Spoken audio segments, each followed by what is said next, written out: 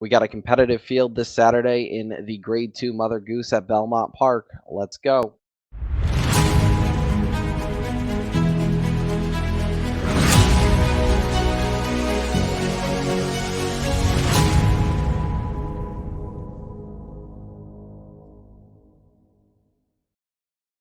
Hey everyone, welcome back.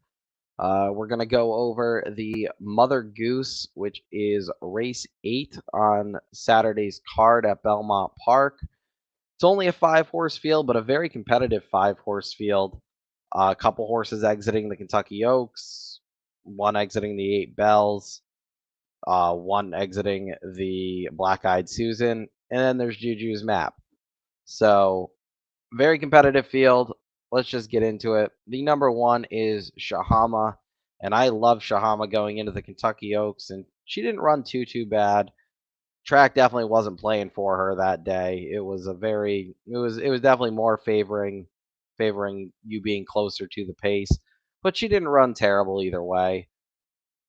I think she wants to go longer, in my opinion. I think she'll improve here based on who else is running, because I do think she's better than Venti Valentino, who's also exiting the Oaks.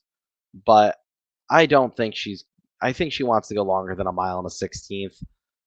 So I think this is just a. I think this is a prep for the Alabama, where I ultimately think Pletcher will send her to the Alabama. Uh, Nothing wrong. Nothing. She's really done nothing wrong here. At the morning line of 9 to 5, I expect her to be a solid second choice here. If you're playing if you like Juju's Map and you're trying to play exactas and stuff, I would try to beat Jahama for second. I can very easily see her just not getting the right setup and finishing third or fourth here. So I'm gonna toss her. I do like her though. She's been in my virtual stable for a while. I'm going to keep my eye on her. I just don't think this is the right spot, and this definitely seems more of a tune-up for the rest of the summer than a must-win situation.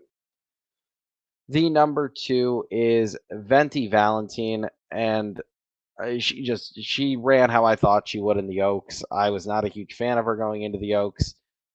She ran like I thought she would. I think she needs to be more forwardly placed, and I don't know if she's good enough against a horse like Juju's Map to really do that. I expect her to sit a length or two off of her and try to make a run at her.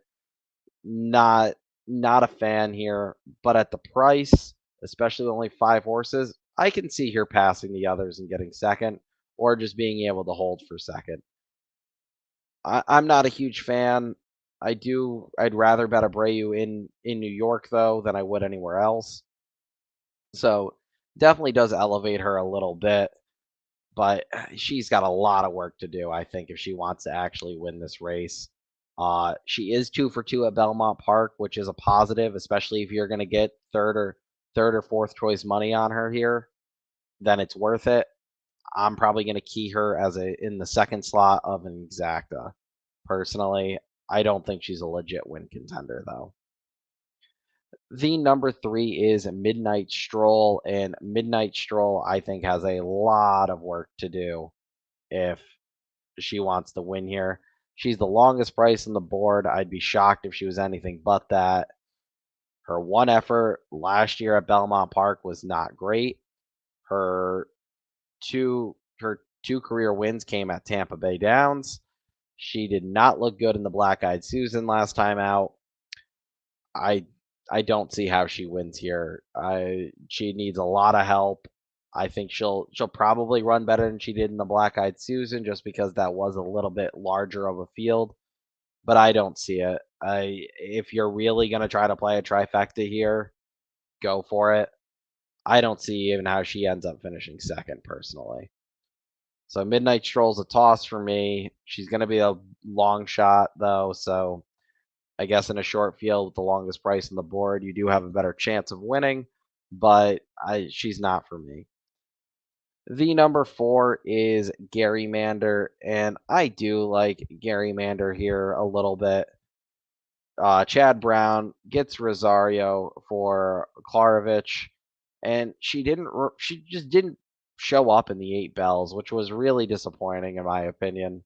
I liked her. It was her first start off the layoff, so maybe she needed that start. So I am willing to forgive that effort a little bit. And that 8 bells wasn't a bad race either. If you're gonna get third or fourth choice money on her, I think she is the one that if you don't like Juju's map, you kind of key in on. Second start off the layoff, Chad throws her right back in a graded stakes. Good sign. Gets Rosario, another good sign. She should like this mile and a 16th distance as well. So I'm going to use her here. I am going to key around her just for value purposes. She looks good. I was a fan last year. Before last year, she did nothing but finish first and second. She's got a 1 win and 1 second here at Belmont Park. So she's familiar with the track. I think she'll run a lot better than the 5-1 morning line, at least. I would not be surprised if she takes money and goes off closer to like that, like 2.5, 3-1 range. But she looks good here. Second start off the layoff. I think she needed the 8 bells, so we'll see if she can get it done. But ultimately, the number 5 is Juju's map, and I think they're all going to be chasing Juju's map. I don't. Brad Cox went on record in that allowance optional claiming race on Oaks Day with Juju's map, saying that he wished he started getting her back in shape quicker because he knows that she's a grade 1 talent.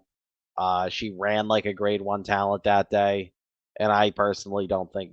I think she's right up there with the other top fillies in this class. She's kind of forgotten about because she missed the whole Oaks Trail.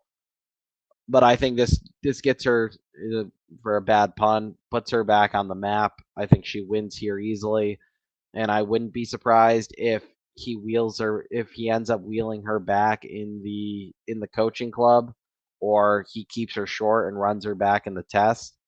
I would more expect the coaching club Alabama route, or coaching club, then eventually maybe another start and then the cotillion. She's good. I think she's the goods. I think she's grade 1 quality. So I'm not really trying to beat Juju's map here. I'll play an exacta with the 5 over the 4-2, and then as a saver, I'll use the 4 over the 5. But that's it. It is a short field for your pick 4s and pick 5 purposes. I would say you either single Juju's map or you try to beat her. You try to beat her with Garrymander. I wouldn't. A lot of people for some reason in these short fields like to click all, and I guess if you have the bankroll, go for it. But you really got to take stands, in my opinion, if you're looking to make any sort of money. So this is a race where I would single one or the other. Hope you're right. Uh, that's how I would play it. I'm not a huge bankroll player, so on my 40-50 pick 5.